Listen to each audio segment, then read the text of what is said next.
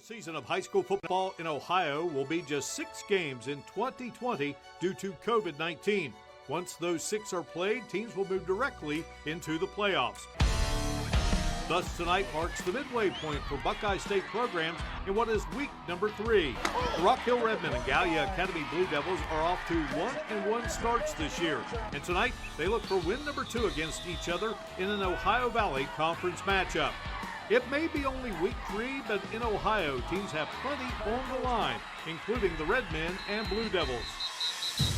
The old French city of Gallipolis on the banks of the Ohio River is the site tonight for great high school football action as we bring you our Parmar Friday Night Rivals Game of the Week presented by Rowley's with Rock Hill going up against Gallia Academy. It comes your way next.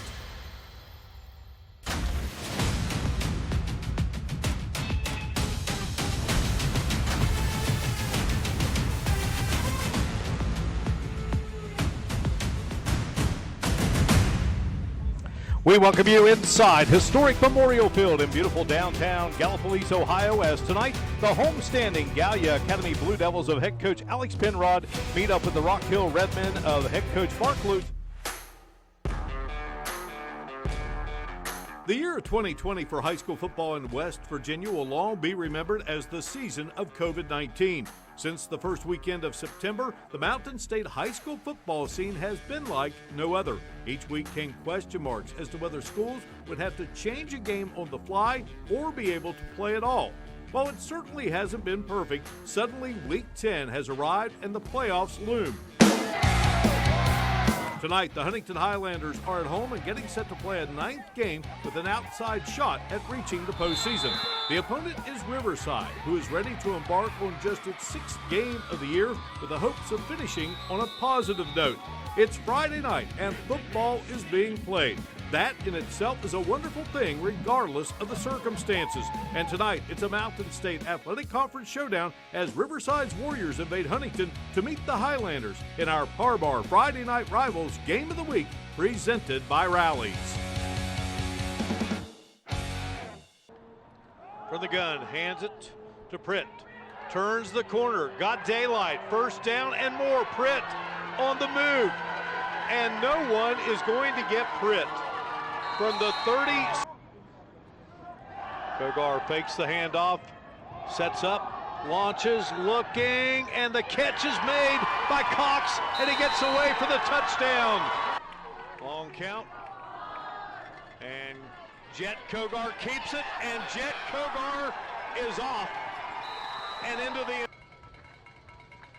for Ritchie County, and here is Morrison.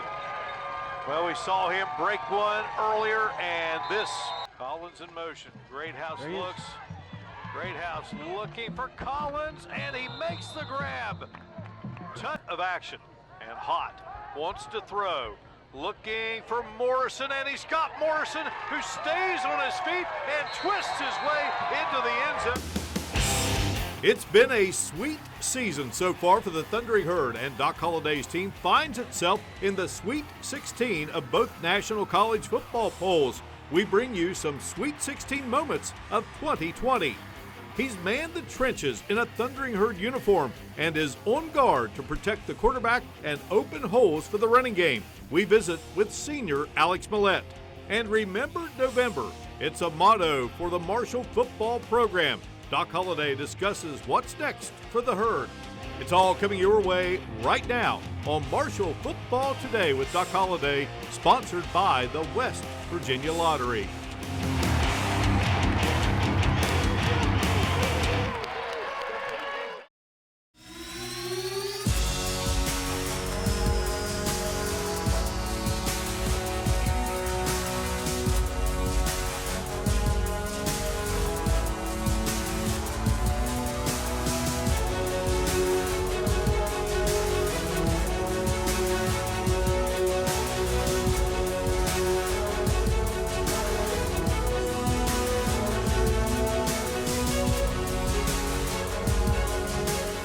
A very pleasant Saturday to you, and welcome in to our edition number 10 of Marshall Football Today with Doc Holliday, sponsored by the West Virginia Lottery. I'm Mark Martin, delighted to have you along on this first Saturday in November. The Thundering Herd of Marshall, now ranked at number 15 in the coaches poll and number 16 in the AP poll, will return to the field today with a home encounter against the Minutemen of UMass. It's a 2:30 kickoff inside Jones C. Edwards Stadium. It's just the second meeting all time between the two programs, the last coming in Huntington in September of 2001 when a quarterback named Byron Leftwich was at the controls for the Thundering Herd. Marshall a winner that day by a final of 42-20. These days, Marshall has a good young quarterback by the name of Grant Wells, and one of those guarding him up front is Alex Millette. The senior guard is our focus in this week's Meet the Thundering Herd segment, sponsored by Marshall University.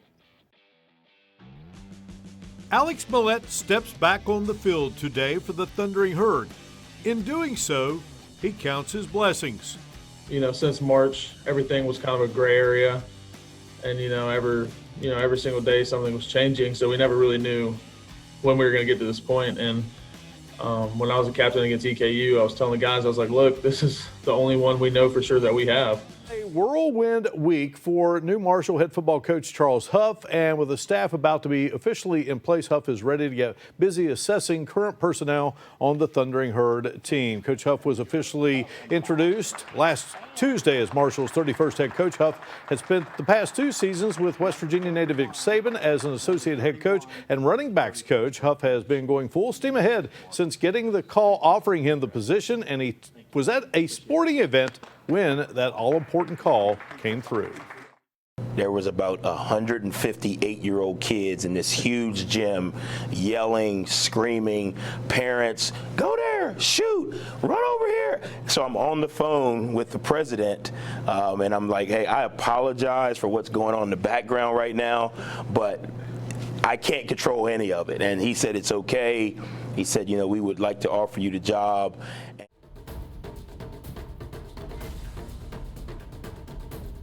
Dan, finally, a shout out to your sister, your biggest fan of this show, and this being our final one.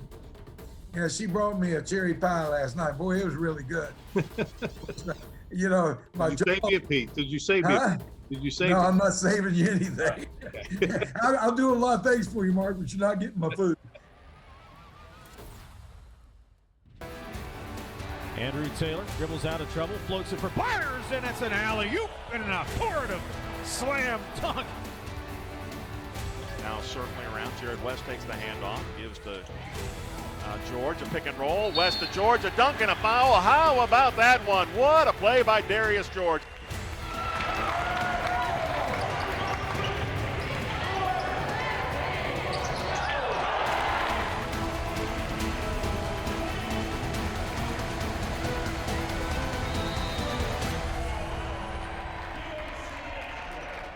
Well, that is our show on this first Saturday of March, and it marks our final here in the season of 2020-21. Again today at 2 o'clock, Marshall meeting up with Charlotte in the last game of the regular season before setting out for Frisco, Texas next week and the Conference USA Men's Basketball Tournament. Hi there, great to have you with us on this Monday. By now, most college-level student athletes have made their way home because classes are online and spring sports have been canceled. But what if you're from the other side of the world? Since COVID-19 is making travel around the globe challenging, some are debating if going home is worth it. CJ Harvey checked in with a few international student athletes who don't plan on heading home anytime soon. It's a good day for tennis in Institute. Both Maya Hadri and Hannah Krylova are getting in a little exercise. No tennis season to practice for, but with the two staying on campus for the rest of the year, there's not much else going on. It's just been very unusual.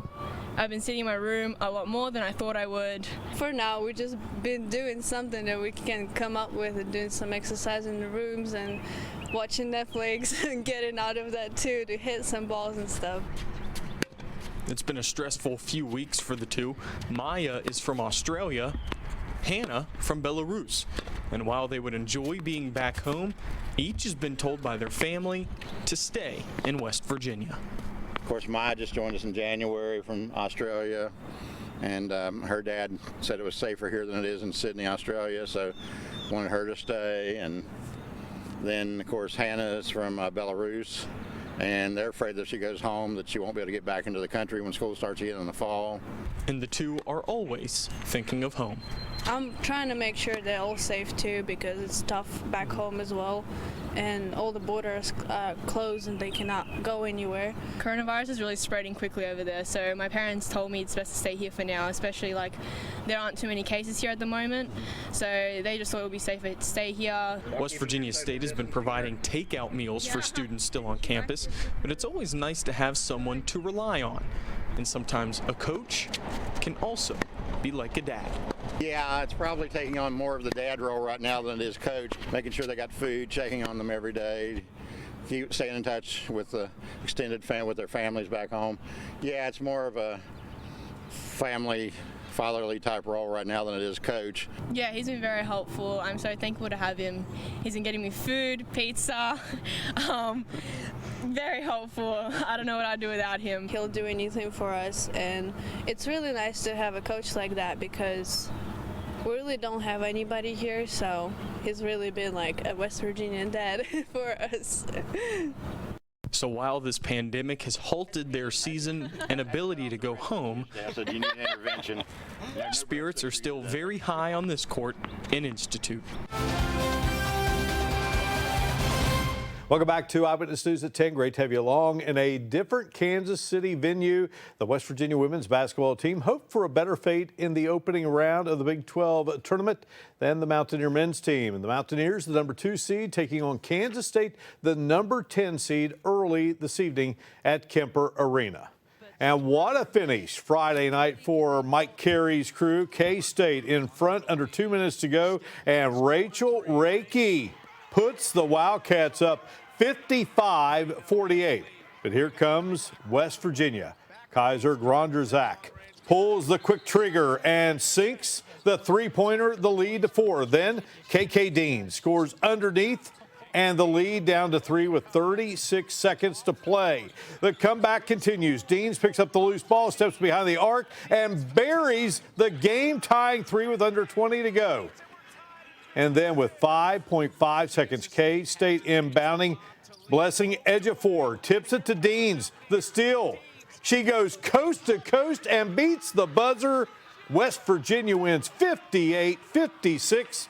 Mountaineers on to the semifinals. Welcome back to Friday Night Football Extra, sponsored by the Thornhill Auto Group. We showed you earlier, CJ, that Fairmont Senior moved on, knocking off Independence. So who will they play, North Marion or Bluefield? Yeah, let's get to the highlights of this one. North Marion visiting the Beavers. Of course, the Beavers in this round, the quarterfinals for the 4th straight year. They've been one of the tough outs for Class AA. And Belfry defending 3A champs. They're at Cam Stadium going up against McGoffin, won earlier in the season by a final of 59-20. First quarter, Belfry with the ball. Isaac Dixon gets the handoff, bobs and weaves his way through defenders and blockers, taking this one 35 yards, and Belfry on top 7-0 against McGoffin.